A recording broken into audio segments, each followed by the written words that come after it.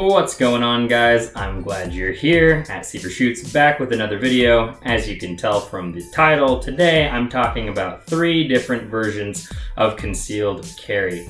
Now, if the way that you concealed carry is not included in this video, don't be offended and don't think that you're wrong. I'll give you one example.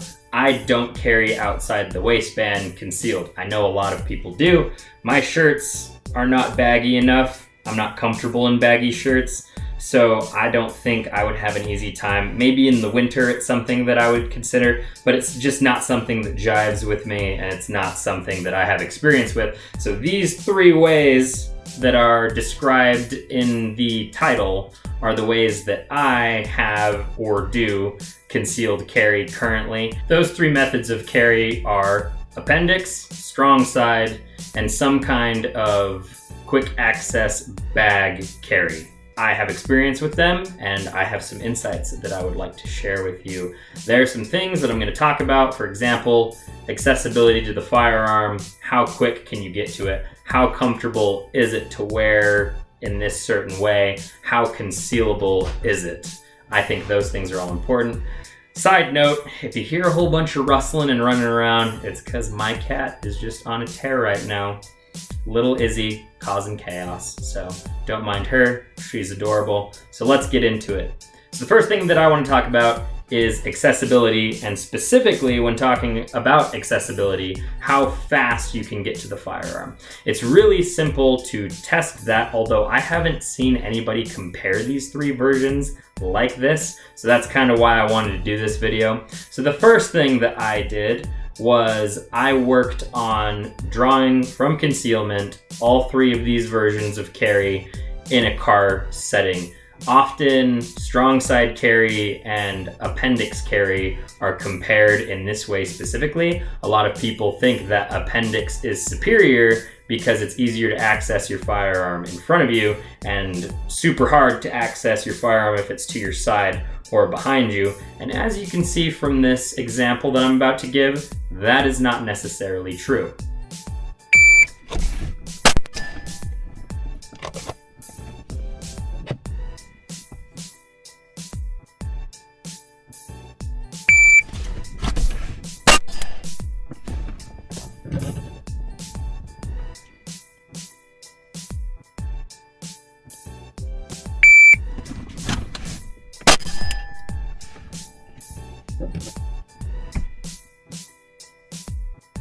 So while it's obvious that the appendix was faster, one thing that I will note here is that I used to carry strong side consistently about 9 months ago or so, and that's when I switched to carrying appendix. I am way more trained up right now, drawing and presenting from the appendix position, and so that may be one reason why I am a little bit faster from that spot. As you can see though, between the 2 of them, there's only a couple tenths of a second difference, which in my opinion is very telling. So one thing I'll talk about here with these 2 versions of carry from the car is the main argument for a lot of people with appendix carry is that if you're in a car setting, the seatbelt will get in your way and you won't be able to get to your strong side. What I found while I was testing this theory is that it's not true at all. It's all about how you move within the car. Example, you'll notice that when I am carrying appendix in the car, I tuck the seatbelt behind my holster and my gun so that there's nothing between me and the seatbelt.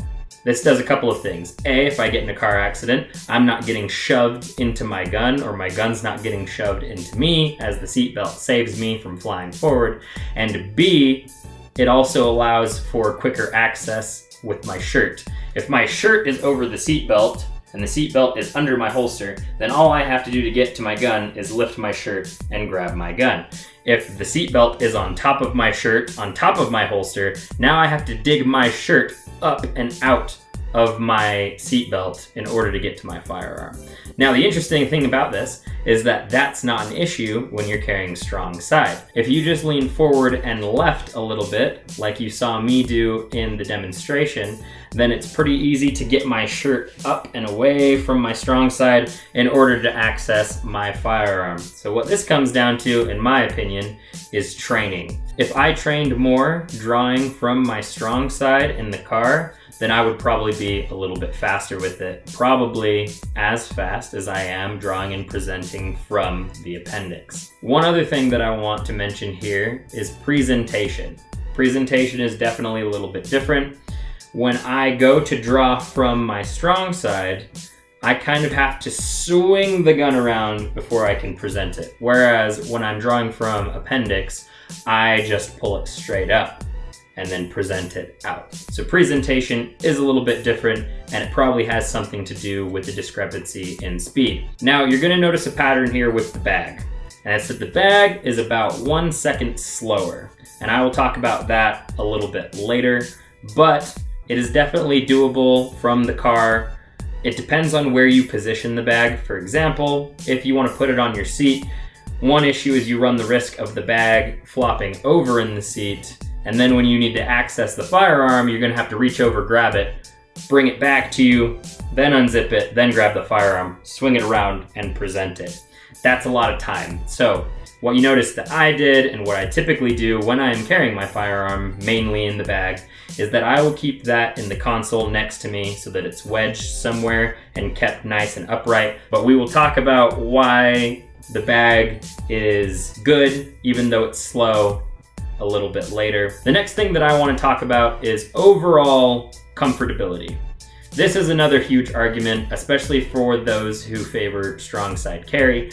They claim that you shouldn't wear a gun in front of you because that's where you hinge. And I'll be honest, it is kind of awkward to bend over when you're carrying at the appendix. Now, a couple things I would say about that is that it depends on the holster, it depends on the gun, the size of the gun. There's a whole bunch of different factors that go into whether or not you can or cannot bend over very far. Personally, with the setup that I have right now, my P365 XL in the DeVito's Customs holster, I have no issues bending at the waist and getting over. Now, that being said, every gun's gonna poke you in the stomach when you bend over if you're carrying appendix. That's just the way it is, but don't be a sissy because that's not going to kill you. The next argument between these two specific versions of carry is safety. A lot of people who favor the strong side carry, I used to be one of them, would argue that I don't want to have the gun pointed at my junk. If you wear the gun correctly, it shouldn't be. And what I mean by that is that I, for example, carry the gun a little to the right side. It sits kind of in the crevice of my hip joint. So I know a lot of people like to wear it like directly at 12 o'clock, and that's fine. Do what's comfortable for you. But as for me, the muzzle of my gun is not pointed at my junk, it's pointed at my leg, and you could argue that is better or worse based on whether or not I shoot myself in the femoral artery. But all of this argument revolves around the idea that your gun is so unsafe that it's gonna go off by itself in your pants, and that is not true. Unless you're wearing a really crappy, maybe leather holster that folds in on itself, odds are good your gun's not going to go off. The only way modern guns go off is if the trigger is pulled. And if you're wearing the right holster, your trigger will never be pulled in your pants. That's just a fact. And your gun is never going to go off on accident. So it's not gonna go off because you bent over and touched it with your stomach. I can't tell you how many times I've heard all of these arguments, and none of them are really valid at the end of the day. They're just a way for somebody to make themselves feel better about the way that they carry their firearm. So as far as comfortability goes, it really is just up to the way that you carry. They're both gonna be uncomfortable. You're gonna have a giant hunk of metal in your pants with plastic wrapped around it. At the end of the day, there's not a whole lot that can be done in order to make that more comfortable.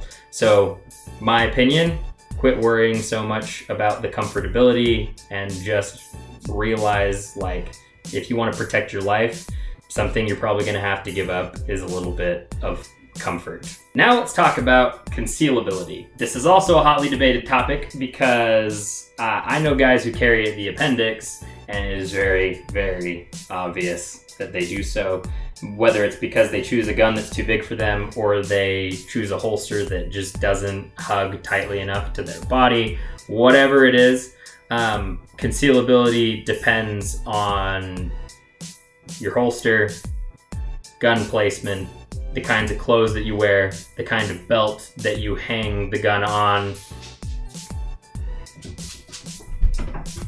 All of those different things play into this. I know some guys who conceal better at the strong side than guys who carry the tiniest guns at the appendix. So again, when it comes to concealability, there really is only one winner, and the winner, in my opinion, is the sling bag. So let's get into talking about that a little bit more. Hopefully at this point you have watched my Vertex Transit Sling bag review.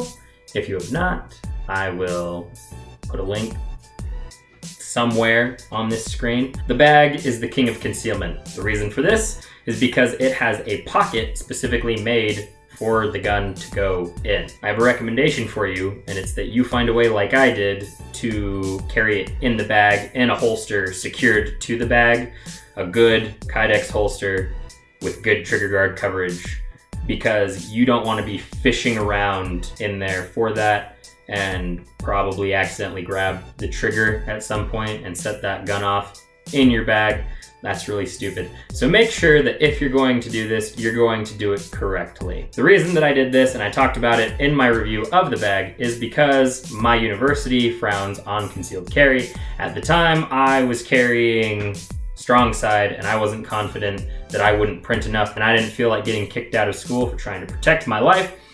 One thing that we need to consider with the bag is the situations in which we carry it. So I'll give you two examples. The only places that I take the bag are places where I am likely to encounter an active shooter.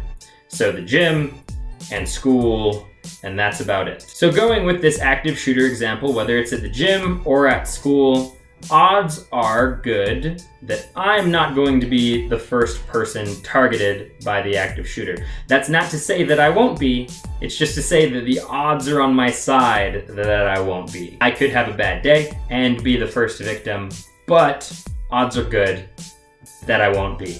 What that means is that I have time to react.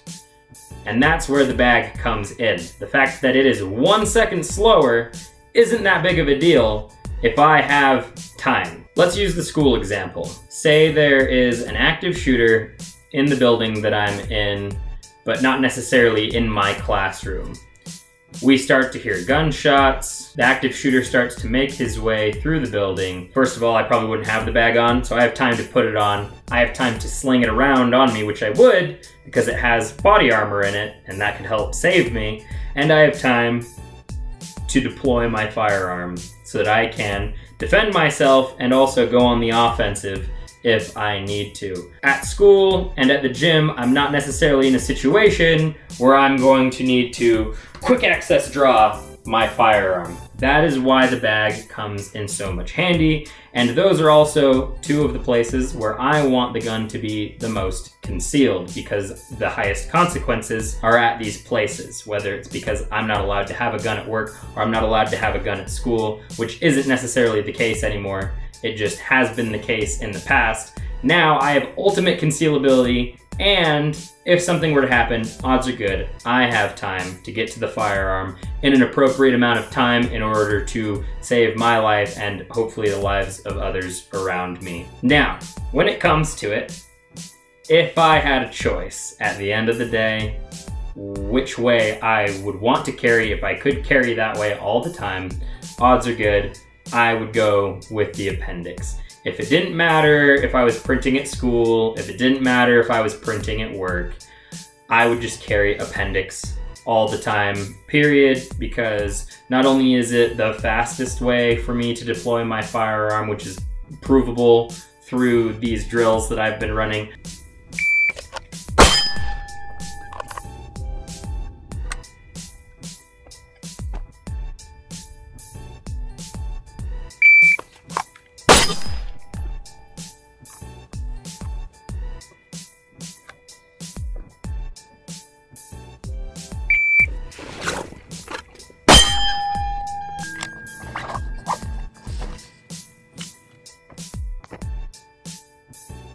but it's also the way that I am most comfortable in doing so that I might be the most effective when needing to deploy my firearm.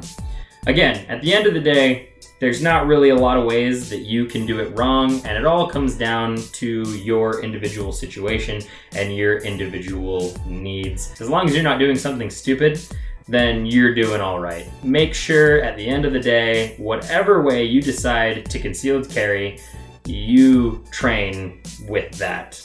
And you do it a lot so that you're confident in it. I have trained all three of these ways, and so I'm comfortable carrying all three of these ways. Just an example, I do carry at the strong side at church. I carry Appendix when I'm just going out on dates with my wife. I carry it in the backpack when I'm going to school, when I'm going to work, when I'm going to the gym on my own.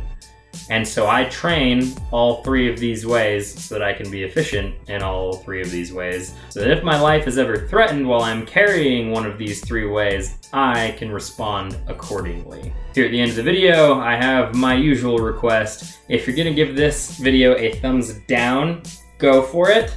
But let me know down in the comments why you did so. If you liked this video, go ahead and let me know why you liked it. Also remember to subscribe, and I will catch you later.